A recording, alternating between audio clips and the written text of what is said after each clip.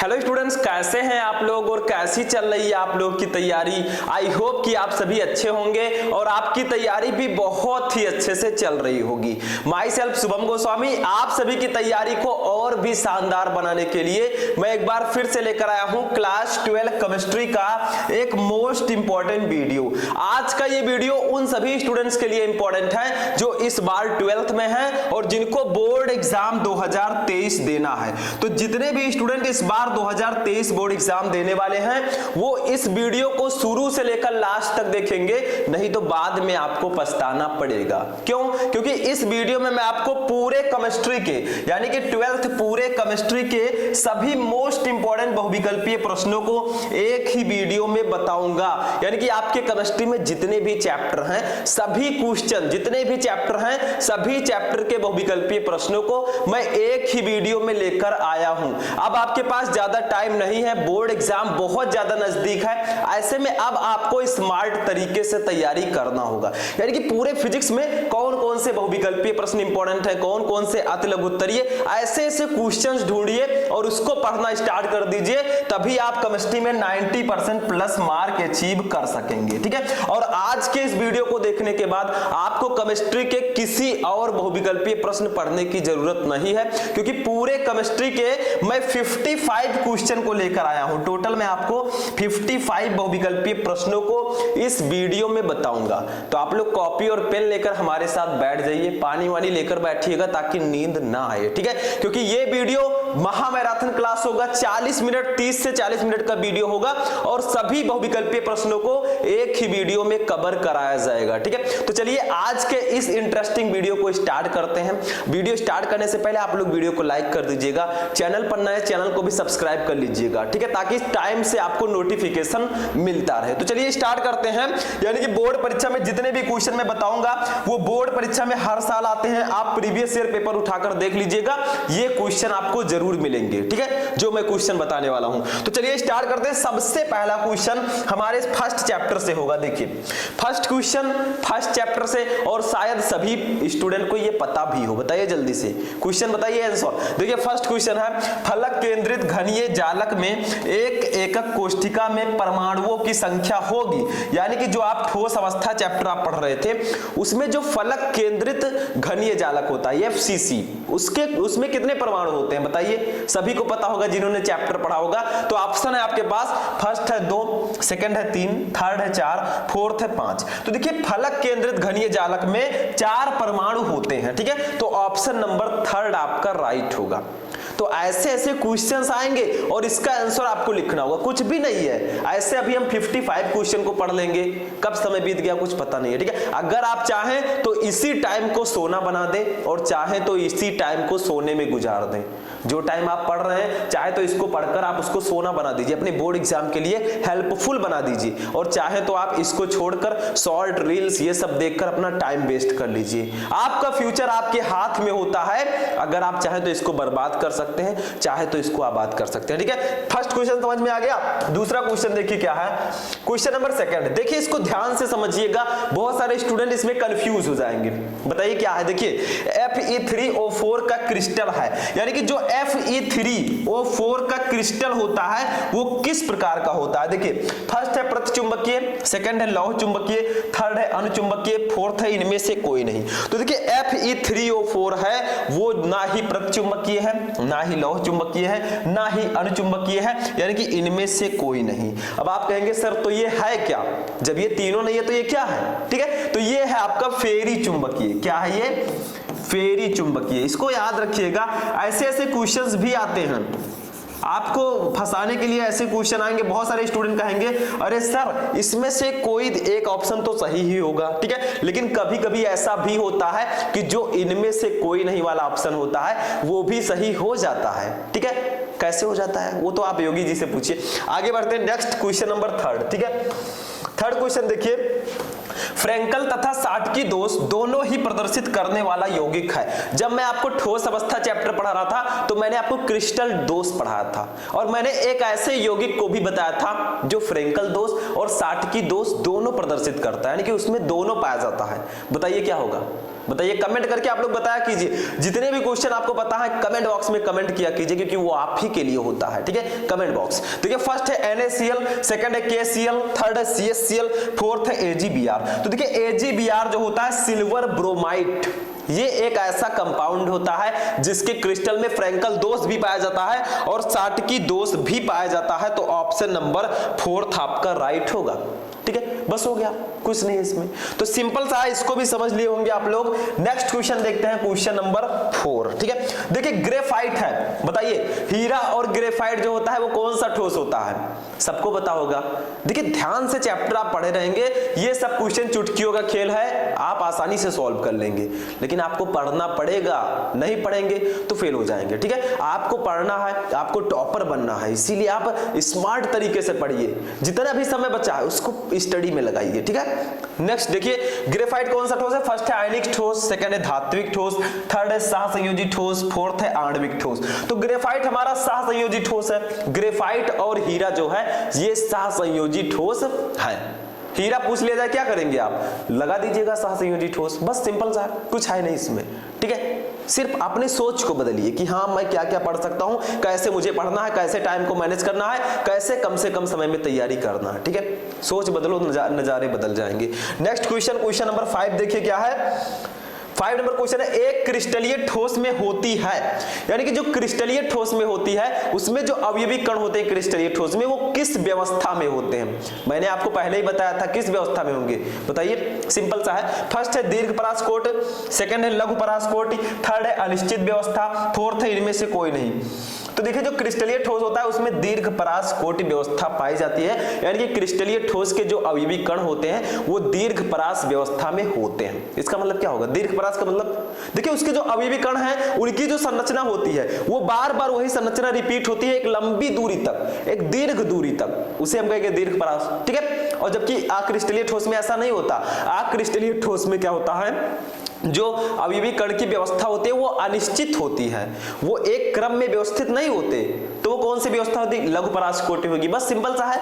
तो अगर यहाँ पर अक्रिस्टलीय ठोस आ जाए तो आप लघु परासकोट कर दीजिएगा, बस कुछ है ही नहीं, ठीक है। तो इसको समझ लिए 5 नंबर क्वेश्चन। आगे बढ़ते हैं नेक्स्ट क्वेश्चन, क्वेश्चन नंबर 6 देखिए पोटेशियम सल्फेट है, जो हमारा पोटेशियम सल्फेट होता है K2SO4, K2SO4 ये किस प्रकार का ठोस है, बताइए। पोटेशियम सल्फेट किस प्रकार का ठोस है, सिंपल सा है। फर्स्ट है आयनिक ठोस, सेकंड है धात्विक ठोस, थर्ड है सहसंयोजक ठोस और फोर्थ है आणविक ठोस। तो इसका राइट आंसर होगा ऑप्शन नंबर फर्स्ट आयनिक ठोस। ये आयनिक सॉलिड है, ठीक है। पोटेशियम सल्फेट जो है ये आयनिक ठोस है, जैसे हमारा NaCl है, ठीक है, सोडियम क्लोराइड। अब ये आयनिक ठोस क्यों है, क्योंकि इसका जब अपघटन होगा तो ये Na+ और Cl- आयनों में टूट जाएगा, ये आयनों से मिलकर बना है, तो ये आयनिक ठोस होगा, ठीक है। ऐसे ही हमारा K2SO4 भी एक आयनिक ठोस है, समझ में आ गया, सिंपल सा है, ठीक है। नेक्स्ट क्वेश्चन देखते हैं, क्वेश्चन नंबर 7 देखिए क्या है। अब आते हैं विलयन चैप्टर पर। हमने जो 6 क्वेश्चन देखे वो हमारे फर्स्ट चैप्टर से थे, ठोस अवस्था से, ठीक है। लेकिन हमें तो पूरे चैप्टर का पढ़ना है, जितने चैप्टर है हमारे केमिस्ट्री में, तो हमें दूसरा चैप्टर, ठीक है, ऐसे दूसरे के बाद तीसरा, चौथा, पांचवा, छठवां, ऐसे से हम पूरे चैप्टर के पढ़ेंगे केमिस्ट्री में जितने भी चैप्टर हैं। तो अगर आप लोग फुल कंसंट्रेशन के साथ वीडियो देख लेंगे, किसी और बहुविकल्पी प्रश्न को पढ़ने की जरूरत ही नहीं है, ठीक है, एक ही वीडियो काफी है। आगे देखिए, देखिए 90 ग्राम जल में 1.8 ग्राम ग्लूकोज का मोल प्रभाज है, यानी कि 90 ग्राम जल है, इसमें 1.8 ग्राम ग्लूकोज है, इसका मोल प्रभाज क्या होगा। न्यूमेरिकल सॉल्व किए, मैंने आपको मोल प्रभाज निकालने का तरीका बताया। अगर मान लीजिए आपको ग्लूकोज का मोल प्रभाज निकालना है, ठीक है, तो ग्लूकोज के मोलों की संख्या अपान ग्लूकोज के मोलों की संख्या प्लस जल के मोलों की संख्या, फॉर्मूला लगा दिया हमने, हमारा मोल प्रभाज आ गया। तो किसी चीज को सीखना है तो उसको बार बार उसकी प्रैक्टिस करना होगा। मोल प्रभाज निकालना मैंने सिखा दिया, मैं यहां पर डायरेक्टली आपको आंसर बताऊंगा, ठीक है। नहीं समझ में आएगा तो आप लोग मुझे बताइएगा, मैं इस पर इस पार्टिकुलर वीडियो बना दूंगा, ठीक है। मोल प्रभाज कैसे निकालते हैं मैंने पहले ही बता दिया, ठीक है। है। तो ऑप्शन है फर्स्ट है 0.19, सेकंड है 0.019, थर्ड है 0.0019, फोर्थ है 0.00019। तो इसका राइट आंसर होगा ऑप्शन नंबर थर्ड 0.0019। देखिए आपको 90 ग्राम जल है, 1.8 ग्राम ग्लूकोज है। तो पहले आप जल का भार दिया गया, जल का अणुभार कितना होता है 18, ठीक है। उसको निकाल लीजिए मोलों की संख्या। मोलों की संख्या क्या होता है, जल का भार बटा जल का अणुभार, मोलों की संख्या आ गया, ठीक है। उसके बाद में ग्लूकोज हमें दिया गया है, ग्लूकोज का भार हमें दिया गया है 1.8 ग्राम, इसका अणुभार कितना होगा C6H12O6, ठीक है। ऐसे आप निकाल सकते हैं। देखिए कार्बन का 12 का 6 से गुणा होगा तो ये 72 हो जाएगा, ठीक है। प्लस हाइड्रोजन का 12 होता है, एक मतलब हाइड्रोजन का 1 होता है, 12 हाइड्रोजन है तो 12 हो जाएगा। ऑक्सीजन का होता है 16 6 का 96, ठीक है। इसको ऐड कर दीजिए, ऐड कीजिए, देखिए कितना आएगा। देखिए 6 2 6 2 8 2 10 0, ठीक है। उसके बाद में 9 1 10 7 17, ठीक है, और 1 18 180 आएगा, ठीक है। अब आप क्या कीजिए, इसके मोलों की संख्या निकाल लीजिए। अब आपको क्या निकालना, ग्लूकोज का मोल प्रभाज। तो ग्लूकोज का मोल प्रभाज इक्वल टू होगा ग्लूकोज के मोलों की संख्या अपान ग्लूकोज के मोलों की संख्या प्लस जल के मोलों की संख्या। बस हो गया, समझ में आ गया। तो ये सिंपल सा है, न्यूमेरिकल्स आप सॉल्व कीजिए, इसको सॉल्व कीजिए, देखिए आंसर आ रहा है कि नहीं आ रहा है, ठीक है। आंसर आपका थर्ड वाला राइट होगा, ये समझिए। नेक्स्ट क्वेश्चन देखते हैं, नोट कर लीजिए। क्वेश्चन नंबर 8 को देखते हैं क्या है। देखिए शुद्ध जल की मोलरता होती है, what is the molarity of pure water. Pure water की मोलरता कितनी होती है, इसको अपनी जुबान पर रखिए क्योंकि ये इंपॉर्टेंट है, ये क्वेश्चन आता रहता है कि शुद्ध जल जो होता है हमारा प्योर वाटर, उसकी मोलैरिटी कितनी होती है। तो देखिए फर्स्ट है 55.56, सेकंड है 5.556, थर्ड है 0.18, फोर्थ है 0.018। तो देखिए शुद्ध जल की मोलरता होती है 55.56। इसको आज ही समझ लीजिए, चाहे याद कर लीजिए, लेकिन ये क्वेश्चन आपको बिल्कुल से पता होना चाहिए क्योंकि आप बुक उठाकर देख लीजिए, प्रीवियस ईयर पेपर उठाकर देख लीजिए, सभी क्वेश्चन आपको मिलेंगे, ठीक है। और ये क्वेश्चन तो और ज्यादा इंपॉर्टेंट है, तो क्यों ना हम इसकी तैयारी अच्छे से कर दें। बस हो गया, सिंपल सा, ठीक है। नेक्स्ट क्वेश्चन नंबर 9 देखिए क्या है। 9 नंबर क्वेश्चन देखिए। अब यहां पर थोड़ा सा ऑप्शन नहीं दिया गया है, उसको मैं आपको बताऊंगा कि आखिर इसका आंसर होगा क्या। आप ही लोग बताइए इसको, किस सूत्र द्वारा मोलल उन्नयन स्थिरांक Kb, देखिए Kb लिखिएगा स्मॉल b, की गणना की जा सकती है। तो Kb इक्वल टू फॉर्मूला क्या होता है, Kb इक्वल टू हमारा फॉर्मूला होगा m इंटू TB, ठीक है, इंटू कैपिटल W अपान 1000 इंटू स्मॉल w। इस सूत्र के द्वारा हम मोलल उन्नयन स्थिरांक की गणना कर सकते हैं। समझ में आया, आसानी से हम कर सकते हैं इस सूत्र के द्वारा। अब आप लोग कहेंगे सर Kb क्या है, Kb है मोलल उन्नयन स्थिरांक, जो हमें ऊपर दिया गया, देखिए ये मोलल उन्नयन स्थिरांक। यहाँ पर m क्या है, m है विलेय का अणुभार। देखिए यहाँ पर ऑप्शन मान लीजिए नहीं दिया गया, लेकिन बोर्ड एग्जाम में तो ऑप्शन रहेगा, सही आंसर पता होगा आप टिक करके चले आएंगे, बस हो गया, लिख कर चले आएंगे, ठीक है। तो सही चीज को पकड़ने का प्रयास कीजिए, ऑप्शन आपको बोर्ड एग्जाम में दिया जाएगा। देखिए तो m है विलेय का अणुभार, TB क्या है, TB है क्वथनांक में उन्नयन, ठीक है, TB क्या है हमारा क्वथनांक में उन्नयन। नेक्स्ट देखिए W क्या है, W है विलायक का भार, क्या है ये विलायक का भार, स्मॉल w क्या है विलेय का भार। बस हो गया, सिंपल सा है। तो इसमें कुछ भी नहीं है, सिर्फ समझने का प्रयास कीजिए। ऐसे क्वेश्चन, अब ये तो मैंने डायरेक्टली आंसर बता दिया, इसमें आपको ऑप्शन दिया जा सकता है, कुछ उल्टा सीधा दे दिया जाएगा, यहां पर स्मॉल w दे दिया जाएगा, यहां पर कैपिटल, ऐसे से रॉन्ग है, ऑप्शन 3 रहेंगे, जो सही होगा उसको आपको सही करके आना है, ठीक है। हो गया 9 नंबर क्वेश्चन। चलिए नेक्स्ट क्वेश्चन देखते हैं। क्वेश्चन नंबर 10 देखिए, निम्न में न्यूनतम हिमांक वाला विलयन है, बताइए इनमें से कौन सा विलयन है जिसका हिमांक सबसे कम होता है। बताइए, देखिए फर्स्ट है पोटेशियम सल्फेट, सेकंड है सोडियम क्लोराइड, थर्ड है ग्लूकोज, फोर्थ है यूरिया। तो इसका राइट आंसर हो जाएगा option number first potassium sulphate, जो K2SO4 होता है, इसमें से इसका हिमांक सबसे कम होगा, यानी कि निम्न में से पोटेशियम सल्फेट का हिमांक सबसे कम होगा। बस हो गया, ठीक है। ऐसे क्वेश्चन भी आ जाएंगे, 4 ऑप्शन दे दिया जाएगा, आपको सही आंसर वहां पर लिखना होगा। हो गया, इसको भी नोट कर लीजिए, नोट कर लीजिए। तो हम नेक्स्ट क्वेश्चन देखते हैं। नोट हो गया स्टूडेंट, चलिए नेक्स्ट क्वेश्चन देखते हैं, क्वेश्चन नंबर 11। देखिए क्वेश्चन नंबर 11 जो है हमारे थर्ड चैप्टर से होगा। देखिए फर्स्ट चैप्टर सेकंड चैप्टर हमारा फिनिश हो चुका है। अब चलिए देखते हैं थर्ड चैप्टर के कौन कौन से बहुविकल्पीय प्रश्न ज्यादा इंपॉर्टेंट है। देखिए सबसे पहला क्वेश्चन है, यानी कि क्वेश्चन नंबर 11। देखिए धातु जो सरलता से ऑक्सीकृत हो जाती है, इनमें से कौन सी धातु है जो सरलता से ऑक्सीकृत हो जाती है। ठीक है, बहुत बहुत सिंपल सा क्वेश्चन है, बताइए आप लोगों को पता होगा अगर आपने इलेक्ट्रोकेमिकल सीरीज पढ़ा होगा। ठीक है, देखिए फर्स्ट है Cu कॉपर, सेकंड है Ag सिल्वर, थर्ड है Al एल्यूमिनियम, इसको स्मॉल एल कर दीजिएगा। ठीक है, और Pt प्लेटिनम। तो इसका राइट आंसर हो जाएगा ऑप्शन नंबर थर्ड। ठीक है, Al जो है इन चारों में से जो Al है यानी कि एल्यूमिनियम है, ये सरलता से ऑक्सीकृत हो जाती है। देखिए मैं इन चारों में से बात कर रहा हूं, ऐसा नहीं कि पूरे जितने भी धातु है उनमें सिर्फ एल्यूमिनियम ही है। ठीक है, मैं इन चारों ऑप्शंस में से बात कर रहा हूं। ठीक है, समझ में आ गया। नेक्स्ट क्वेश्चन देखते हैं, क्वेश्चन नंबर 12 नंबर क्वेश्चन क्या है, देखिए किसी भी इलेक्ट्रोड का इलेक्ट्रोड विभव निर्भर करता है, यानी कि कोई भी इलेक्ट्रोड है जो हमारे सेल में इलेक्ट्रोड होते हैं, उसका जो इलेक्ट्रोड विभव होता है वो किस पर निर्भर करता है, बताइए। बहुत सिंपल है, फर्स्ट है धातु की प्रकृति पर, सेकंड है विलयन के ताप पर, थर्ड है विलयन की मोलरता पर, मोलरता कर दीजिएगा। ठीक है, फोर्थ है इनमें से सभी पर। तो देखिए किसी भी इलेक्ट्रोड का इलेक्ट्रोड विभव जो है वो इनमें से सभी पर निर्भर करता है, वो धातु की प्रकृति पर भी निर्भर करता है, विलयन के ताप पर भी निर्भर करता है और विलयन की मोलरता पर भी निर्भर करता है। तो इनमें से सभी सिंपल सा है, जब तीनों पर निर्भर करेगा यानी कि सभी पर। ठीक है, ऐसा भी ऑप्शन में आता है इनमें से सभी, इनमें से कोई नहीं, तो वो भी सही हो सकता है। ऐसा नहीं है कि इन्हीं तीन ऑप्शंस में से सही होगा। देखिए इनमें से कोई नहीं भी सही हो सकता है, इनमें से सभी भी सही हो सकता है। ठीक है, तो ये ध्यान रखिएगा। नेक्स्ट क्वेश्चन देखिए, क्वेश्चन नंबर 13। देखिए अच्छे चालकत्व विलयन वाले पदार्थ हैं, यानी कि जिनकी चालकता अच्छी होती है, अच्छे चालकत्व विलयन वाले पदार्थ कौन कौन से होते हैं। देखिए फर्स्ट है दुर्बल विद्युत अपघट्य, सेकंड है प्रबल विद्युत अपघट्य, थर्ड है विद्युत अपघट्य, फोर्थ है उत्प्रेरक। तो इसका राइट आंसर हो जाएगा ऑप्शन नंबर सेकंड, प्रबल विद्युत अपघट्य। देखिए सिंपल सा है, आप समझिए अच्छे चालकत्व विलयन वाले पदार्थ कौन होंगे। अच्छे का मतलब क्या होगा, जो अच्छा हो, जिसके पास पावर हो। तो प्रबल का मतलब होता है पावरफुल, प्रबल का मतलब क्या होता है, प्रबल का मतलब पावरफुल।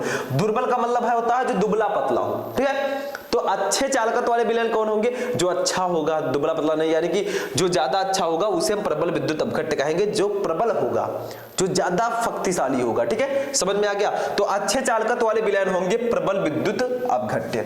नेक्स्ट क्वेश्चन देखते हैं, क्वेश्चन नंबर 14। देखिए विशिष्ट चालकता की इकाई है, बताइए विशिष्ट चालकता का मात्रक क्या होता है।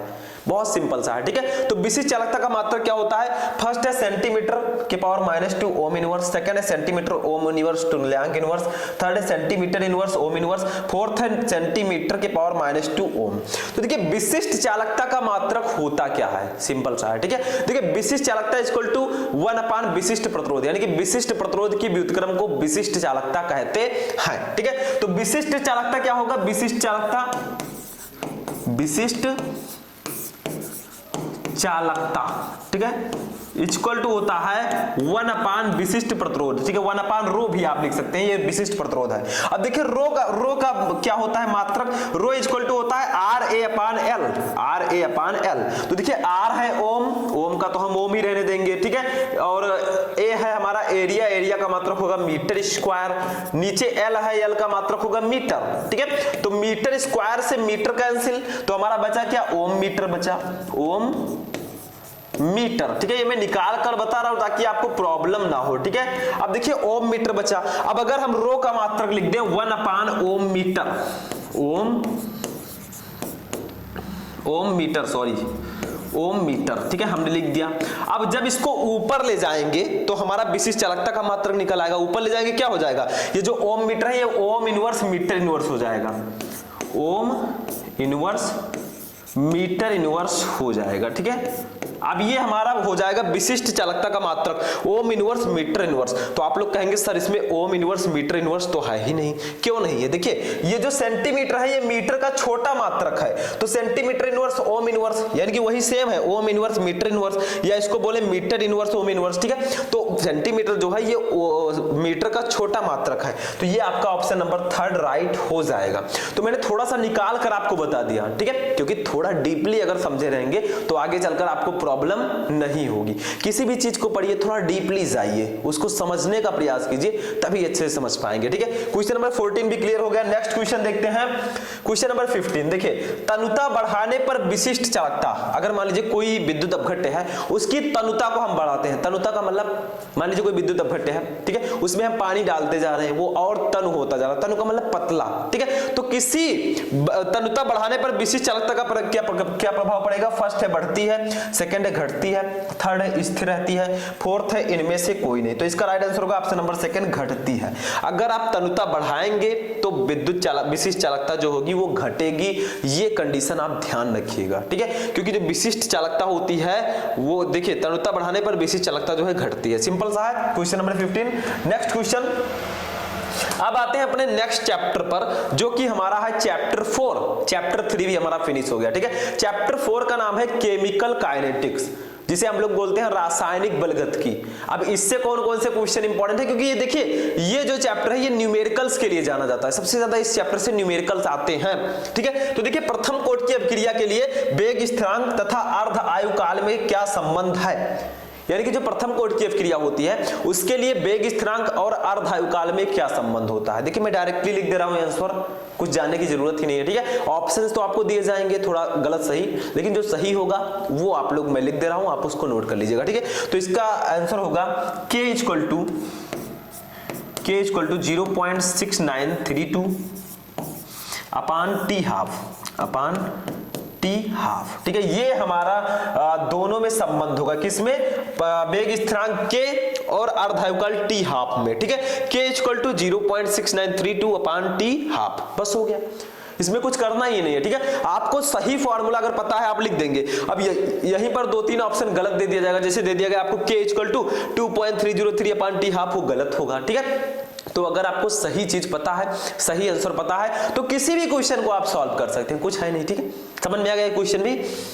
नेक्स्ट क्वेश्चन देखते हैं, क्वेश्चन नंबर 17। अब ये भी समझिए, क्योंकि ये आपको ये फॉर्मूला जानना बहुत जरूरी है इस चैप्टर में रासायनिक बलगतिकी में। अगर आपको जो फॉर्मूला मैं बताने जा रहा हूं अगर ये नहीं पता है तो आप न्यूमेरिकल नहीं लगा पाएंगे, ठीक है। तो इसको ध्यान दीजिएगा। मैं यहाँ पर ऑप्शंस मैंने नहीं लिया, देखिए क्या है, प्रथम कोटि की अभिक्रिया के लिए वेग स्थिरांक का समीकरण है। तो मैंने बताया था k इक्वल टू क्या होगा, इसका समीकरण होता है k equal to 2.303 upon T, ठीक है, इंटू लॉग 10। देखिए मैंने बताया था लॉग 10, या आप लिख सकते हैं लॉग भी लिख सकते हैं, ठीक है। Log 10 a upon a minus x, ये फॉर्मूला होता है प्रथम कोटि की अभिक्रिया के लिए वेग स्थिरांक का समीकरण। ये फॉर्मूला अगर आपको इस चैप्टर में नहीं पता है तो सिर्फ ऑब्जेक्टिव क्वेश्चन ही नहीं, आप अति लघुत्तरी ले लीजिए, लघुत्तरी ले लीजिए, आप एक भी न्यूमेरिकल नहीं सॉल्व कर पाएंगे, क्योंकि इस चैप्टर का सबसे इंपॉर्टेंट फॉर्मूला यही है, k equal to 2.303 upon T log 10 a upon a minus x। अब आप लोग कहेंगे सर यहाँ पर k क्या है, देखिए k है वेग स्थिरांक, t है समय, a है अभिकारक की प्रारंभिक सांद्रता, a माइनस x है t समय पश्चात अभिकारक की सांद्रता। मतलब समझ में आया, देखिए a क्या है, अभिकारक की प्रारंभिक सांद्रता, a माइनस x क्या है, t समय पश्चात यानी कि t समय बाद अभिकारक की सांद्रता। बस हो गया, सिंपल सा है, ठीक है, इसमें कुछ भी नहीं है, इसको नोट कर लीजिए। क्वेश्चन नंबर नेक्स्ट देखते हैं, इसको नोट कर लीजिएगा आप लोग। नेक्स्ट क्वेश्चन हमारा क्या है, इसको समझिए। देखिए शून्य कोटि की अभिक्रिया के लिए वेग स्थिरांक का मात्रक है, यानी कि जो जीरो ऑर्डर रिएक्शन होता है हमारा शून्य कोटि की अभिक्रिया, उसके लिए वेग स्थिरांक का मात्रक क्या होता है, बताइए आप लोग। शून्य कोटि की अभिक्रिया के लिए वेग स्थिरांक का मात्रक क्या होगा, चलिए जानते हैं, ठीक है। फर्स्ट है लीटर सेकंड इनवर्स, सेकंड है litre mole second inverse, third है mole litre inverse second inverse, fourth है मोल सेकंड इनवर्स। तो प्रथम शून्य कोटि की अभिक्रिया के लिए वेग स्थिरांक का मात्रक मोल लीटर इनवर्स सेकंड इनवर्स होता है, ठीक है। अगर यहीं पर आ जाए प्रथम कोटि की अभिक्रिया के लिए वेग स्थिरांक का मात्रक, तो सिर्फ और सिर्फ उसका होगा सेकंड इनवर्स, सेकंड इनवर्स। तो दो बातें याद रखिएगा, शून्य कोटि की अभिक्रिया के लिए वेग स्थिरांक का मात्रक मोल लीटर इनवर्स सेकंड इनवर्स, ठीक है। प्रथम कोटि की अभिक्रिया के लिए वेग स्थिरांक का मात्रक सेकंड इनवर्स, ये चीज याद रखिएगा, आगे क्वेश्चन भी आ सकता है। नेक्स्ट क्वेश्चन देखिए, वेग स्थिरांक ताप बढ़ने पर, यानी कि अगर हम टेम्परेचर को बढ़ाते हैं तो वेग स्थिरांक पर क्या प्रभाव पड़ेगा, बताइए। ताप बढ़ाने पर वेग स्थिरांक पर क्या चेंजेस होगा, फर्स्ट है बढ़ेगा, सेकंड है घटेगा, थर्ड है अपरिवर्तित रहेगा, फोर्थ है इनमें से कोई नहीं। तो देखिए फर्स्ट ऑप्शन सही होगा, बढ़ेगा। वेग स्थिरांक ताप बढ़ाने पर बढ़ता है, यानी कि वेग स्थिरांक समानुपाती यानी कि प्रोपोर्शनल टू टेम्परेचर, ठीक है। जितना वेग स्थिरांक, जितना टेम्परेचर आप बढ़ाएंगे वेग स्थिरांक उतना ज्यादा इंक्रीज होगा, बस ये तो सिंपल था, ठीक है। तो 19 नंबर क्वेश्चन भी समझ में आ गया। नेक्स्ट क्वेश्चन देखते हैं, क्वेश्चन नंबर 20। अभी मैंने बताया इसको, अभी बताया, बताइए क्या होगा। प्रथम कोटि की अपक्रिया के लिए वेग स्थिरांक की इकाई क्या होगी? प्रथम कोटि की अपक्रिया के लिए वेग स्थिरांक का मात्रक क्या होगा? अभी मैंने आपको बताया जब मैं जीरो ऑर्डर रिएक्शन बता रहा था। जल्दी कमेंट कीजिए, कमेंट करके बताइए, ठीक है। फर्स्ट है mole second inverse, mole litre second inverse, second है सेकंड इनवर्स, थर्ड है मोल इनवर्स लीटर सेकंड, ठीक है। फोर्थ है mole inverse litre inverse second. तो सेकंड इनवर्स होगा, सिंपल सा, चाहे एस इनवर्स लिखा हो चाहे सेकंड इनवर्स लिखा हो, डिफरेंस नहीं है, ठीक है, सेम चीज है। हो गया, ये क्वेश्चन समझ में आ गया, कुछ नहीं है इसमें, ठीक है। नेक्स्ट क्वेश्चन देखते हैं, इसको भी नोट कर लीजिए। नेक्स्ट क्वेश्चन हमारा आता है 5 नंबर चैप्टर से। देखिए हम 4 चैप्टर के क्वेश्चन पढ़ चुके हैं, धीरे धीरे अच्छे से समझिए, अच्छे से पढ़िए। ऐसा नहीं है कि 4 चैप्टर आपने पढ़ लिया अब मुझे नींद आ रही है मैं सोने जा रहा हूं, कुछ नहीं। ये बहानेबाजी अब नहीं चलेगी, क्योंकि अब समय नहीं है, ठीक है। मेरा कुछ नहीं जाएगा, जो टाइम जाएगा आपका ही जाएगा। देखिए क्या है क्वेश्चन, संपर्क विधि द्वारा H2SO4 का उत्पादन करने के लिए प्रयुक्त उत्प्रेरक है। यानी कि अगर हमें संपर्क विधि द्वारा सल्फ्यूरिक अम्ल का उत्पादन करना है तो कौन सा उत्प्रेरक हम यूज करेंगे, कौन सा कैटालिसिस यूज करेंगे, बताइए। संपर्क विधि द्वारा आपने पी ब्लॉक चैप्टर में पढ़ा होगा, संपर्क विधि द्वारा सल्फ्यूरिक अम्ल का निर्माण। देखिए फर्स्ट है Al2O3 एल्यूमिना, थर्ड है Cr2O3, थर्ड है B2O5 वैनेडियम, ठीक है, इसका नाम क्या होगा, वैनेडियम ऑक्साइड, और फोर्थ है MnO2। तो देखिए जब हम संपर्क विधि द्वारा H2SO4 का निर्माण करते हैं तो हम यूज करते हैं उत्प्रेरक B2O5 वैनेडियम ऑक्साइड, ठीक है, V2O5। हो गया, सिंपल सा है, कुछ नहीं है, ठीक है। तो ये चीज आपको यहां पर भी पढ़ना होगा और शायद पी ब्लॉक एलिमेंट चैप्टर में भी पढ़ना हो, जो आपका चैप्टर 6 है, सिंपल सा है, ठीक है। तो ये समझ में आ गया, V2O5 यूज करेंगे। Next question, question number 22। देखिए कोहरा निम्न कोलाइड अवस्था का उदाहरण है। कोहरा जो होता है, कोहरा ठंडियों में जो कोहरे होते हैं, ठीक है, वो किसका उदाहरण है, बताइए। फर्स्ट है गैस में द्रव परिक्षिप्त, सेकंड है गैस में गैस, थर्ड है गैस में ठोस परिक्षिप्त, फोर्थ है द्रव में ठोस। तो देखिए कोहरा आपको किस तरह दिखता है, क्या वो पानी की तरह दिखता है? नहीं, वो आपको एक वायु की तरह दिखता है, ठीक है, गैस की तरह वो दिखता है। और गैस के अंदर क्या होता है, द्रव होता है, ठीक है। तो यहां पर इसका राइट आंसर क्या होगा, ऑप्शन नंबर 3 यहां पर राइट होगा, सॉरी ऑप्शन नंबर 1 राइट होगा। क्यों? क्योंकि देखिए गैस में द्रव परिक्षिप्त, देखिए जो परिक्षेपण माध्यम होगा वो गैस होगा। परिक्षेपण माध्यम का मतलब जिसकी मात्रा ज्यादा दिख रही है, जैसे आप कोहरे को देखेंगे तो एक गैस की तरह वो दिखेगा, तो ये परिक्षेपण माध्यम होगा। और इसमें जो द्रव है वो परिक्षिप्त है, तो ये होगा गैस में द्रव परिक्षिप्त, ठीक है। इतना ही रहने देते, इसको लिखने की कोई जरूरत नहीं थी, गैस में द्रव परिक्षिप्त, बस ये हो गया, ठीक है। तो इसमें क्या होता है, गैस में द्रव जो होता है वो छिपा होता है, क्योंकि जब आप गाड़ी चलाएंगे, आप लोग मोटरसाइकिल या साइकिल लेकर जाइए, खूब कोहरा हो तो आपका जो बाल है वो भीग जाता है। ऐसा क्यों होता है? क्योंकि वो गैस में द्रव रहते हैं, छोटे छोटे बूंदे रहती हैं जो आपके बालों में लग जाती हैं, ठीक है। तो ये सिंपल सा है, इसमें कुछ नहीं है। Next question, question number 23। देखिए क्या है, जब वायु परिक्षेपण माध्यम होती है तो बना हुआ सॉल कहलाता है। अगर मान लीजिए परिक्षेपण माध्यम आपका वायु हो, एयर हो, तो वो बना हुआ सॉल क्या कहलाएगा? अभी मैं ट्रिक बताऊंगा। देखिए फर्स्ट है एल्कोसॉल, सेकंड है हाइड्रोसॉल, थर्ड है बेंजोसॉल, फोर्थ है एरोसॉल। तो वायु को इंग्लिश में क्या कहते हैं, एयर, एयर, ठीक है। तो राइट आंसर क्या होगा बताइए, एरोसॉल, ठीक है, सिंपल सा है। तो ऑप्शन नंबर 4 राइट होगा, एरोसॉल। अगर पानी परिक्षेपण माध्यम है हाइड्रोसॉल, अगर एल्कोहल एल्कोसॉल, ठीक है, बेंजीन है बेंजोसॉल, बस हो गया, ठीक है। तो ये चीज समझिए, थोड़ा ट्रिक भी समझने का प्रयास कीजिए। अगर वायु परिक्षेपण माध्यम होगा तो बना हुआ जो सॉल होगा वो एरोसॉल कहलाएगा, क्योंकि एयर का मतलब वायु, ठीक है, बस हो गया। नेक्स्ट क्वेश्चन, क्वेश्चन नंबर 24, ठीक है। 24 क्या है, औषधियां किस अवस्था में सबसे ज्यादा प्रभावी होती हैं? यानी कि जो आप मेडिसिन लाते हैं उसको हम किस अवस्था में करें, ठीक है, किस अवस्था में ग्रहण करें ताकि वो सबसे ज्यादा इफेक्टिव हो। तो फर्स्ट है कोलाइड, सेकंड है ठोस, थर्ड है विलयन, फोर्थ है इनमें से कोई नहीं। तो देखिए जो औषधियां होती है वो कोलाइड अवस्था में सबसे ज्यादा प्रभावी होती हैं, कोलाइड अवस्था में, ठीक है। अगर आप औषधि को डायरेक्ट टेबलेट के रूप में लेंगे तो थोड़ा टाइम लगेगा, उसको अगर लिक्विड के रूप में लेंगे देखिए बहुत जल्दी इफेक्ट करेगा। जैसे हम मान लीजिए जूस पीते हैं, जैसे हम अनार को डायरेक्टली खाएंगे तो थोड़ा टाइम लगेगा उसको डाइजेस्ट होने में, अगर उसके जूस को डायरेक्टली पिएंगे तो थोड़ा जल्दी वो होगा क्योंकि वो लिक्विड फॉर्म में है, ठीक है। ये समझ में आया, सिंपल सा है। नेक्स्ट क्वेश्चन, इसको समझ लीजिए, क्वेश्चन नंबर 25 देखिए क्या है, कोलाइडों को शुद्ध करने की विधि है। अगर आपको कोलाइड को थोड़ा प्योर करना है, थोड़ा शुद्ध करना है तो किस विधि द्वारा हम कोलाइडों को शुद्ध कर सकते हैं बताइए। कौन सी विधि है? आपने 5th चैप्टर पढ़ा पृष्ठ रसायन, उसमें ये क्वेश्चन बहुत इंपॉर्टेंट है। फर्स्ट है पेप्टीकरण, सेकंड है स्कंदन, थर्ड है अपोहन, फोर्थ है ब्रेडिंग की आर्क विधि। तो जो अपोहन होता है इसकी सहायता से हम कोलाइड्स को प्योर कर सकते हैं, यानी कि कोलाइड को शुद्ध कर सकते हैं। ठीक है, अपोहन नाम है। ठीक है, समझ में आ गया क्वेश्चन? समझ में आया? क्वेश्चन नंबर 26 देखिए, 26 नंबर देखिए क्या है, पर्पल ऑफ कासियस है। देखिए पर्पल ऑफ कासियस इस चैप्टर में आप पढ़ेंगे पर्पल ऑफ कासियस क्या होता है। ठीक है, किसको हम पर्पल ऑफ कासियस बोलते हैं? फर्स्ट है AS2S3 सॉल्ट, सेकंड है AU सॉल्ट, थर्ड है सल्फर सॉल्ट और फोर्थ है FeOH का होल थ्राइस सॉल्ट। तो देखिए जो AU सॉल्ट होता है इसको हम पर्पल ऑफ कासियस के नाम से भी जानते हैं। ठीक है, तो कुछ नहीं है। देखिए कुछ ऐसे चैप्टर्स हैं, जैसे मैंने अभी चैप्टर नंबर 4 बताया आपको केमिकल काइनेटिक्स, उसमें कुछ फॉर्मूले से रिलेटेड ऑब्जेक्टिव आएंगे। ठीक है, अब ये सब जो चैप्टर हैं इसमें थ्योरी से रिलेटेड ऑब्जेक्टिव आएंगे, ये समझ लीजिएगा। ठीक है, समझ में आया 26 number question. Next question, question number 27। अब आते हैं अपने नेक्स्ट चैप्टर, जो सबसे इंपॉर्टेंट चैप्टर हमारे केमिस्ट्री का, पी ब्लॉक के तत्व। इस चैप्टर से कौन कौन से ऑब्जेक्टिव क्वेश्चंस इंपॉर्टेंट हैं इसको पढ़िए, क्योंकि ये चैप्टर इतना ज्यादा इंपॉर्टेंट है कि इससे बहुविकल्पीय प्रश्न, अति लघु उत्तरीय प्रश्न, लघु उत्तरीय प्रश्न और यहां तक कि सबसे ज्यादा विस्तृत उत्तरीय प्रश्न आते हैं।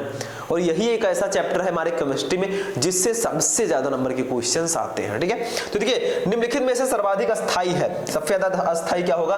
फर्स्ट है ASH3, सेकंड है SBH3, थर्ड है PH3, फोर्थ है NH3। तो इसका राइट आंसर होगा ऑप्शन नंबर 4 NH3।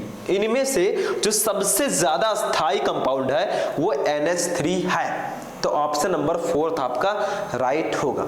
ठीक है, तो इसमें कुछ भी नहीं है, ये सब क्वेश्चन बहुत ज्यादा सिंपल है, सिर्फ आपको पढ़ना है ध्यान से। ठीक है, नेक्स्ट क्वेश्चन नंबर 28 देखिए क्या है, प्रबल विद्युत अपघट प्रबल विद्युत ऋणात्मक हाइड्रोजन है। जो हाइड्रोजन हमारे होते हैं, हाइड्रोजन को हम किससे डिनोट करते हैं? X से। हाइड्रोजन के अंतर्गत आते हैं फिर कल, बाहर, आई, आंटी। ठीक है, ये हमारा ट्रिक है, ऐसा आपको नहीं बोलना है। देखिए F से फ्लोरीन, Cl से क्लोरीन, Br से ब्रोमीन, I से आयोडीन, At से एस्टाडीन। ठीक है, तो देखिए कौन सा इसमें से जो हमारे हाइड्रोजन होते हैं इसमें सबसे प्रबल विद्युत ऋणात्मक तत्व कौन सा है? हाइड्रोजन कौन सा है?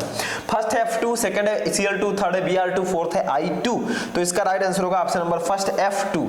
जो फ्लोरीन होता है इसको सबसे विद्युत ऋणात्मक हाइड्रोजन माना गया। ठीक है, तो ऑप्शन नंबर फर्स्ट आपका राइट होगा। ठीक है, तो इसमें कुछ है ही नहीं, बहुत सिंपल सा है क्वेश्चन नंबर 28। तो ये सब वन लाइनर क्वेश्चन है, सिंपल वाले।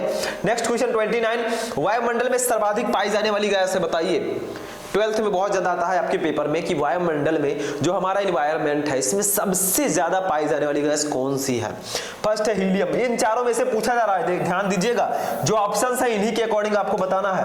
फर्स्ट है हीलियम, सेकंड है नियान, थर्ड है ऑर्गन, फोर्थ है क्रिप्टन। तो इसका राइट आंसर हो जाएगा ऑप्शन नंबर 3 आर्गन। जो ऑर्गन होता है ये हमारे एनवायरनमेंट में सबसे ज्यादा पाई जाने वाली गैस है इन चारों में से। ठीक है, चार जो ऑप्शन दिए हैं उन्हीं में से आपको बताना है। ठीक है, वैसे ऑक्सीजन भी बहुत ज्यादा है, तो ये आपका हो जाएगा 29। नेक्स्ट क्वेश्चन देखते हैं, क्वेश्चन नंबर 30। देखिए हीलियम का मुख्य स्रोत है, जो हीलियम होता है He, ये एक अक्रिय गैस है। ठीक है, इसका मुख्य स्रोत क्या है? ये कहां से प्राप्त होता है? स्रोत का मतलब क्या होता है? सोर्स, जहां से हमें वो मिले। जैसे विटामिन ए का मुख्य स्रोत क्या है? गाजर है। ठीक है, तो ऐसे ऐसे स्रोत का मतलब होता है जिससे हमें वो प्राप्त हो। तो जो हीलियम है वो किससे प्राप्त होता है? मेनली फर्स्ट है वायु, सेकंड है मोनोजाइट रेत, थर्ड रेडियम, फोर्थ है इनमें से कोई नहीं। तो सेकंड ऑप्शन राइट होगा, मोनोजाइट रेत। ठीक है, हीलियम का मुख्य स्रोत जो है जहां से हीलियम प्राप्त होता है वो है मोनोजाइट रेत। ठीक है, सिंपल सा, इसको नोट कर लीजिए। नेक्स्ट क्वेश्चन चलिए देखते हैं, क्वेश्चन नंबर 31। ठीक है, अब ये हमारे नेक्स्ट चैप्टर का क्वेश्चन है, chapter number 7, D and F block element. ठीक है, ये कोई चैप्टर भी मोस्ट इंपोर्टेंट है आपकी बोर्ड एग्जाम की दृष्टि से। इसमें कुछ ऐसे टॉपिक्स हैं जो रिपीटेड है, जैसे हमारे संक्रमण तत्व क्या है, लैंथेनाइड संकुचन, लैंथेनाइड आकुंचन, ये सब इंपॉर्टेंट है। ठीक है, फर्स्ट है निम्न में अणुचुंबकीय आयन है, बताइए इनमें से कौन सा आयन है जो अणुचुंबकीय है? फर्स्ट है Zn2+, सेकंड है Ni2+, थर्ड है Cu+, और फोर्थ है Ag+। तो इसका राइट आंसर होगा ऑप्शन नंबर सेकंड Ni2+। इनमें से जो Ni2+ है निकिल, ठीक है, ये जो है अणुचुंबकीय आयन है। तो इस चैप्टर में आपको अणुचुंबकीय, प्रचुंबकीय, लौह चुंबकीय के बारे में थोड़ा बहुत पढ़ना है, ठीक है, क्योंकि इंपॉर्टेंट है। तो 31 का हमारा सेकंड ऑप्शन राइट होगा। नेक्स्ट क्वेश्चन नंबर 32, देखिए निम्न में अणुचुंबकीय आयन है, बताइए इनमें से कौन सा आयन अणुचुंबकीय है। अब भी आपके पास 4 ऑप्शन है, फर्स्ट है Cu+, सेकंड है Cu2+, थर्ड है Na2+, फोर्थ है Fe3+। तो इसका राइट आंसर होगा ऑप्शन नंबर फर्स्ट Cu+। देखिए इनमें से जो Cu+ है, Cu क्या है, Cu कॉपर है, तांबा, ठीक है। तो जो Cu+ है ये एक अणुचुंबकीय आयन है। इससे पहले हमसे क्या पूछा गया था, अणुचुंबकीय आयन इन चारों में से, अब इनमें से पूछा गया तो हमारा फर्स्ट Cu+ है, ठीक है। नेक्स्ट क्वेश्चन हमारा क्या है, देखिए नेक्स्ट क्वेश्चन है निम्न तत्वों में लैंथेनाइड तत्व हैं, बताइए इनमें से कौन सा तत्व है जो लैंथेनाइड तत्व है, यानी कि F ब्लॉक की श्रेणी में आता है, ठीक है। फर्स्ट हमारा है देखिए Ra, सेकंड है Ce, थर्ड है Ac, फोर्थ है Zr। तो इसका राइट आंसर होगा option number second Ce। Ce जो है ये एक लैंथेनाइड एलिमेंट है, ठीक है। क्वेश्चन नंबर नेक्स्ट 33 भी हो गया।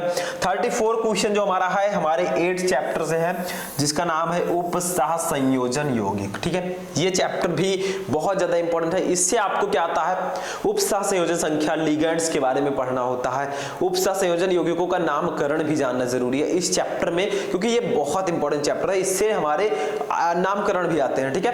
देखिए फर्स्ट क्वेश्चन है Cu Cn का 4 3- आयन में Cu की ऑक्सीकरण संख्या क्या है, ठीक है। ऑप्शन है फर्स्ट है +2, सेकंड है +3, थर्ड है +1, फोर्थ है -7। तो इसका राइट आंसर होगा ऑप्शन नंबर थर्ड +1, ठीक है। Cu Cn 4 3- आयन में जो कॉपर की ऑक्सीकरण संख्या होगी वो +1 होगी, ठीक है। ऑक्सीकरण संख्या अगर आपको निकालना आता है बहुत अच्छी बात है, नहीं आता तो आप कमेंट बॉक्स में कमेंट करके बताइएगा, मैं इस पर वीडियो बना दूंगा। और इनका जो नामकरण है उपसह संयोजन यौगिकों का नामकरण, अगर ये आपको नहीं आता या आता है तो आप लोग कमेंट करके बताइएगा, ठीक है।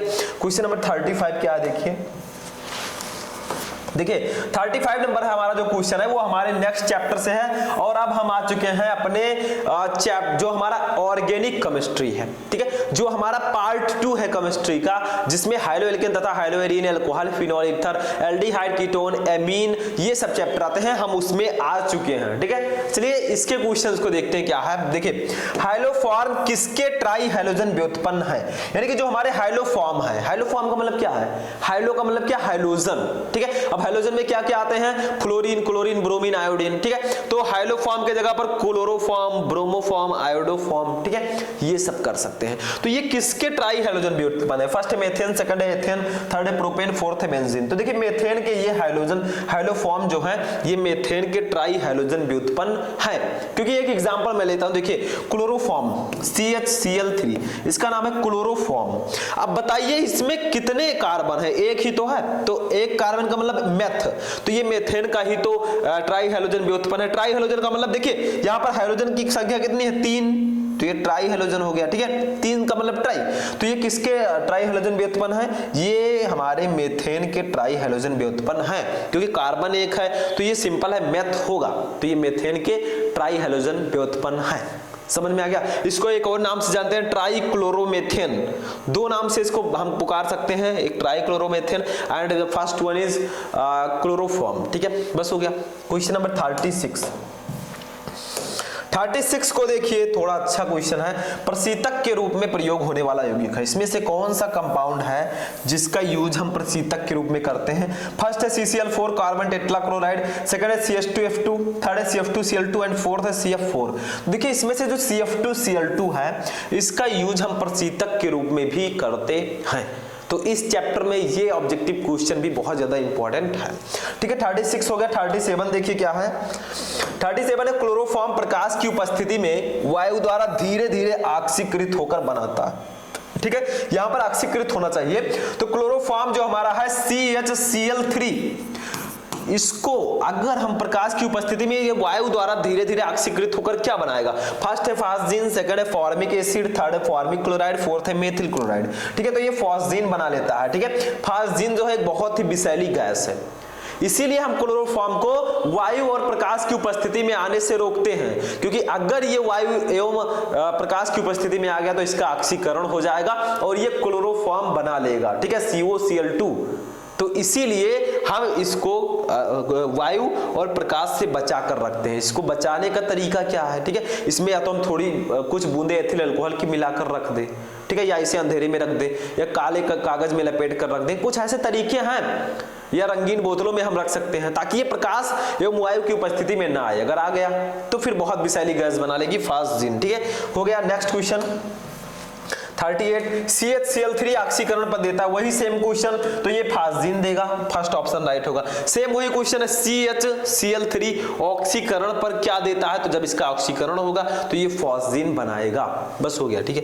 क्वेश्चन नंबर 39, देखिए नेक्स्ट चैप्टर से हमारे 39 क्वेश्चन जो है 10th चैप्टर से अल्कोहल, फिनॉल एवं ईथर, चैप्टर का नाम भी दिया है। देखिए ग्लूकोज को एथिल अल्कोहल, इसको ए कर दीजिएगा, एथिल अल्कोहल में परिवर्तित करने के लिए प्रयुक्त एंजाइम है।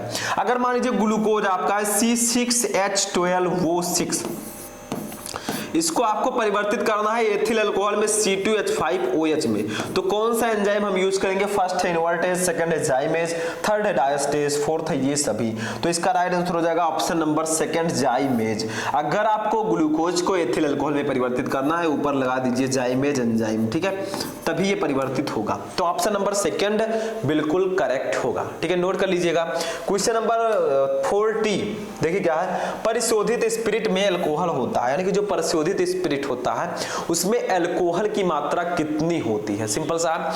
फर्स्ट है 100% इम्पॉसिबल, सेकंड 95.5% पॉसिबल, थर्ड है 75%, फोर्थ है 5.6%, तो इसका राइट आंसर होगा ऑप्शन नंबर सेकंड 95.5%। परिशोधित स्पिरिट जो होता है इसमें जो अल्कोहल की मात्रा होती है वो 95.5% होती है, ठीक है, तो इसको नोट कर लीजिए। तब हम देखते हैं नेक्स्ट क्वेश्चन, नोट हो गया स्टूडेंट, चलिए नेक्स्ट क्वेश्चन देखते हैं, क्वेश्चन नंबर 41। देखिए ये क्या है, ये बहुत ज्यादा इंपॉर्टेंट क्वेश्चन है, और ये जो टेस्ट है, ठीक है, ल्यूकास टेस्ट, ये आपके अतिलघुत्तरीय प्रश्नों और लघुत्तरीय प्रश्नों में भी आता है और ऑब्जेक्टिव में भी आता है। कैसे आता है, देखिए ल्यूकास अभिकर्मक के प्रयोग से पहचाना जाता है, यानी कि जो ल्यूकास टेस्ट होता है इसके उपयोग से हम किसकी पहचान करते हैं, बताइए, इसके उपयोग से हम primary alcohol, secondary alcohol and tertiary alcohol, ठीक है, इसमें हम डिफरेंस देखते हैं कि आखिर इनमें अंतर क्या है, ठीक है, इनमें विभेद करते हैं। फर्स्ट है नाइट्रो एल्केन, सेकंड है एल्कीन, थर्ड है अल्कोहल, फोर्थ है एल्किल एमीन। तो देखिए ल्यूकास टेस्ट के द्वारा हम अल्कोहल्स की पहचान करते हैं कि प्राइमरी, सेकेंडरी एंड टर्सरी जो अल्कोहल्स होते हैं उनमें क्या विभेद है, क्या अंतर है, उसको हम जानते हैं, ठीक है, तो option number third right. Next question, question number 42। अब देखिए इसके द्वारा हम अल्कोहल की तो पहचान करते हैं, लेकिन आखिर ल्यूकास अभिकर्मक है क्या, तो देखिए ल्यूकास अभिकर्मक है, फर्स्ट है सांद्र HCl प्लस निर्जल ZnCl2, सेकंड है PDBSO4, थर्ड है तनु HCl प्लस निर्जल ZnCl2 और फोर्थ है इनमें से कोई नहीं। तो देखिए जो ल्यूकास अभिकर्मक होता है ये सांद्र HCl प्लस निर्जल ZnCl2 जो होता है इसके मिश्रण को हम ल्यूकास अभिकर्मक कहते हैं, ठीक है, यानी कि ल्यूकास अभिकर्मक जो होता है वो सांद्र HCl प्लस निर्जल ZnCl2 को कहते हैं। अगर यहीं पर सांद्र के जगह पर तनु आ जाएगा तो ये रॉन्ग होगा और स्टूडेंट इसी में कंफ्यूज हो जाते हैं, ठीक है, तो इसको कैसे याद रखना है ये भी जानना जरूरी है। तो देखिए ल्यूकास के लास्ट में क्या आया, सा, और सांद्र के पहले क्या है, सा, तो आप पहचान गए, ठीक है, सांद्र HCl प्लस निर्जल ZnCl2 को हम ल्यूकास अभिकर्मक बोलते हैं, ठीक है। देखिए तनु में तो ता आ गया तो ये तो डिफरेंट हो गया, ठीक है,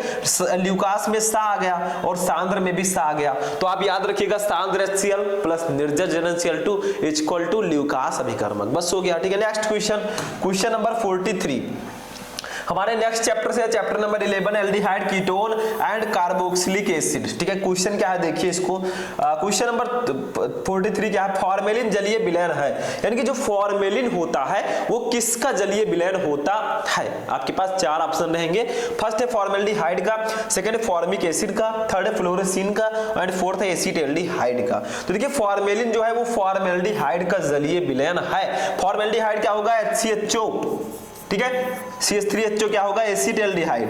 तो ये सब जानना आपके लिए जरूरी है इस चैप्टर में, क्योंकि चैप्टर का नाम ही है aldehyde ketone and carboxylic acid, ठीक है। तो फॉर्मेलिन जो होता है ये फॉर्मेल्डिहाइड का जलीय विलयन होता है, बस कुछ नहीं इसमें, सिंपल सा। नेक्स्ट क्वेश्चन 44 देखिए क्या है, एसिटिक अम्ल की क्रिया डाईएजोमेथेन, डाईएजो कर दीजिएगा, एजोमेथेन से कराने पर बनने वाला यौगिक है, ठीक है, यानी कि अगर आप एसिटिक अम्ल की क्रिया डाइएजोमेथेन से कराएंगे तो कौन सा यौगिक बनेगा? फर्स्ट है मेथिल एसीटेट, सेकंड है एथिल एसीटेट, थर्ड है मेथेन और फोर्थ है मेथिल एमीन। तो इसका राइट आंसर क्या होगा? 44 का राइट आंसर होगा option number first methyl acetate. ठीक है, समझ में आया? और देखिए एसिटिक अम्ल का फॉर्मूला क्या होगा? CH3COOH, ये हमारा एसिटिक अम्ल होता है। समझ में आ गया? तो ये आपका बहुत सिंपल सा था। नेक्स्ट क्वेश्चन हमारा है निम्न में कौन फेहलिंग विलयन का अपचयन नहीं कर सकता? इनमें से कौन सा कंपाउंड है जो फेहलिंग विलयन का अपचयन नहीं कर पाएगा? ठीक है, 4 ऑप्शंस हैं, जो राइट आंसर है वही आपको लिखना है। ठीक है, तो देखिए फर्स्ट है फॉर्मिक अम्ल, सेकंड है एसिटिक अम्ल, थर्ड है फॉर्मेल्डिहाइड, फोर्थ है एसीटल्डिहाइड। तो इसका राइट आंसर होगा ऑप्शन नंबर सेकंड एसिटिक अम्ल। देखिए जो एसिटिक अम्ल हमारा होता है CH3COOH, ये कार्बोक्सिलिक अम्ल है। तो ये एसिटिक अम्ल जो है ये फेहलिंग विलयन का अपचयन नहीं कर सकता, बाकी तीनों कर सकते हैं। ठीक है, इनके अंदर कैपेसिटी है, एबिलिटी है, तो ये कर सकते हैं। Next question number 46।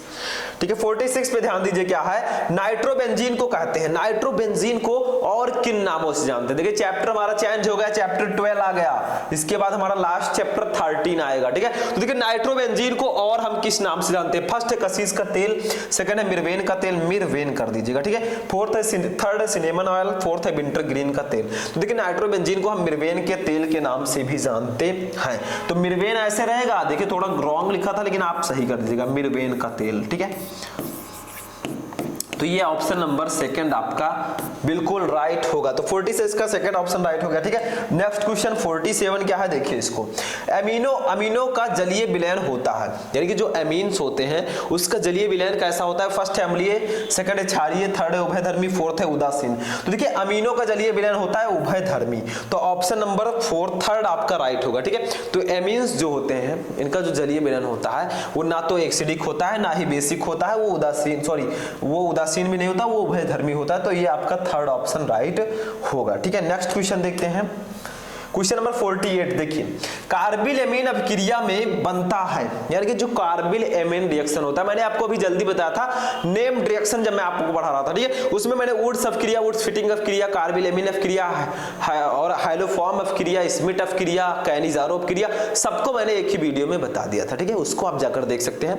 तो कार्बिल एमीन अभिक्रिया जो होती है इसमें क्या बनता है? लास्ट में हमारा जो मेन प्रोडक्ट होता है क्या होता है? देखिए फर्स्ट है साइनाइड, सेकंड है आइसोसाइनाइड, थर्ड है साइनेट, फोर्थ है आइसोसाइनेट।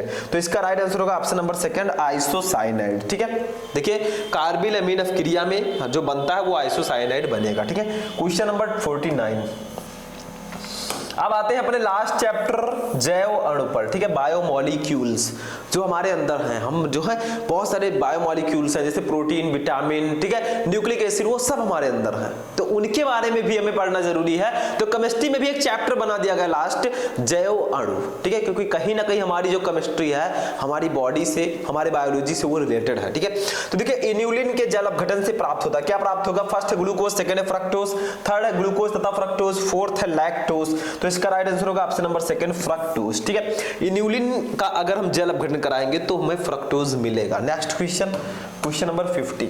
देखिए मीठी शर्करा है, इसमें से कौन सी शर्करा सबसे मीठी शर्करा है? फर्स्ट है ग्लूकोज, सेकंड है माल्टोज। सबसे मीठी शर्करा आप लिख सकते हैं। ठीक है, सबसे मीठी शर्करा है, क्योंकि मीठी तो सभी है लेकिन सबसे ज्यादा मीठा कौन सा है? सबसे ज्यादा स्वीट। ठीक है, फर्स्ट है ग्लूकोज, सेकंड है माल्टोज, थर्ड है ग्लाइकोजन, फोर्थ है सुक्रोज। तो इसका राइट आंसर होगा ऑप्शन नंबर 4 सुक्रोज। सुक्रोज जो होता है ये सबसे मीठी शर्करा होती है, सबसे मीठा शुगर। ठीक है, समझ में आया? वैसे मीठे तो सभी हैं। नेक्स्ट क्वेश्चन 51 कैल्सीफेरॉल कहलाता है, यानी कि किस विटामिन को हम कैल्सीफेरॉल के नाम से भी जानते हैं? किस विटामिन का केमिकल नाम कैल्सीफेरॉल होता है? जैसे विटामिन ए का रेटिनॉल, ठीक है, विटामिन बी का थायमिन, विटामिन सी का एस्कॉर्बिक एसिड। तो किस विटामिन का रासायनिक नाम कैल्सीफेरॉल है? फर्स्ट है विटामिन ए, सेकंड है विटामिन बी, थर्ड है vitamin C and fourth one is vitamin D. तो इसका राइट आंसर हो जाएगा ऑप्शन नंबर 4 विटामिन डी।